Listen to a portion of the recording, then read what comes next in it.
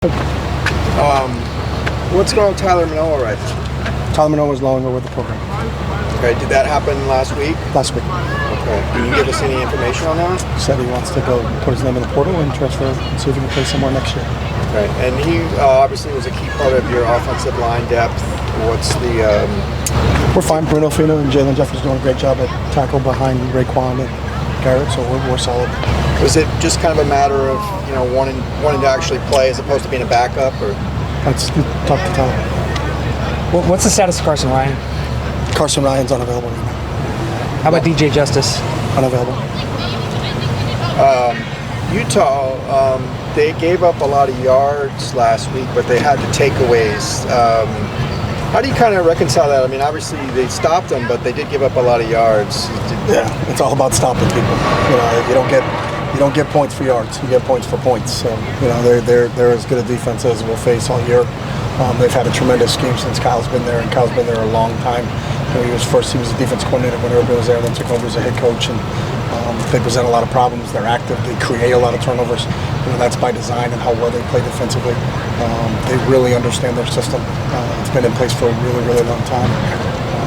So we got a big task on Saturday, our offense versus their defense.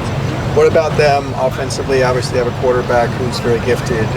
What are the challenges they present? Multiple tight end formations, not as much spread as some of the other teams that you face in college football. They do a great job with their tight ends. They lost a great tight end a couple weeks ago, one of the best in the country, but they got a slew of kids in that position. Thomas at running back, I think, really complements Cam very well. Cam can teach you with his feet. I think he was a leading rusher last week against Oregon State, an extremely accurate passer. They got a really good scheme. Andy Ludwig has been there for a couple of years now, and I think it's his second time there.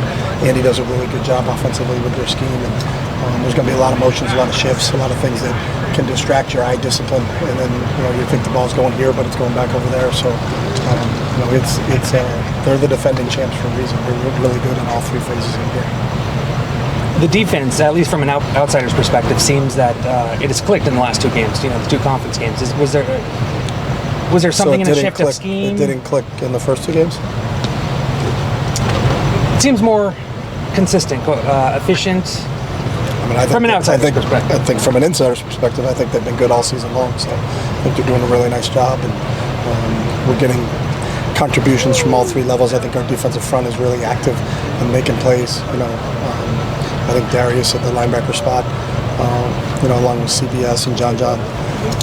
And when we played Kenny there, it's been really helpful. And I think Blay and those guys in the back end have done a really nice job. And I think all three phases have complemented each other in all of our games this year. Especially the way that the team has played in the last two games. What can you say about how the coaches, Bill McGovern, all the defensive coaches have put the scheme together? Yeah, I think in all 5 games they've played really well on the defensive side of the ball, and so it's a compilation of that whole coaching staff over there and the players. We have some really veteran players, Blay and Mo in the back end, have really done a nice job of kind of bringing the young kids along. So I think it's the whole group. I think it's the players and the coaches, but I've been pleased with their defense in all 5 games we played this year. You had 4 of 6 starts before 12:30 earlier, 5 of 6, 2 p.m. earlier. Do you like day games as a college coach, or do you not care? I love day games as a college coach. I think I love getting up and playing. I don't think anybody enjoys waiting around all day. You're kicking off at 8 o'clock at night. You want to get up. It's kind of in your DNA. You want to play. So I think we got a bunch of guys that want to play, but we don't get caught up in that very much because we have zero control over when we play. It's all television driven. So the only thing is we just have to apologize to our fans in Manila. DTR has clearly had some success this season, but that starts with the offensive line. What are you seeing from Raekwon and Garrett that has helped out the offensive line? I think it's the whole group, Duke and Sam and Johnny Gaines and Neo, all that whole group. I think they've meshed really well. There's a lot of continuity there. Garrett played last year. Everybody that played for us was with us last year, with the exception of Raekwon. And you're plugging in a kid who's got 30 starts in the Big Ten, so his transition has been really natural for him. He's a really smart football player and has fit in really quickly with that group. So, the group of guys we got up front, I think there's a continuity to it. They've been around each other for a long time. Drev was with us before Justin left. So Drev was here as an offensive analyst, so he knew the group really well, knew our terminology. So we didn't miss much. Justin's an unbelievable football coach, but to be able to have Drev here, to take over when Justin left was a real plus, and I think he's doing a really good job with that whole group. How much weight do you put on that unbeaten record? Like, is the 0 something you use as a motivator, or is that not really important to you guys? We put on the Utah tape, and that's our motivation. They're the defending champs in our conference for a reason. They've been very successful for a long, long time. We 5-0 was in the past. There's nothing about the past. We don't live in the past. We live in the present, and our focus and attention is on playing Utah. So we don't really talk about being undefeated. Doesn't mean anything until Saturday night, or you continue to be undefeated. That's where what our goal and our aspirations are. Every week is a season for us, so we're firmly entrenched in getting prepared for Utah. I'm not worried about what happened in the past. I'm not worried about whoever we're playing in the future or what happens after this Saturday, but just our sole focus and attention is on this Saturday. Talk to a lot of players and parents about the culture of UCLA football. What is it how would you define the culture of UCLA football? What is it? Books and ball. Books and ball. That's what this place is all about. It's the #1 public institution in the country.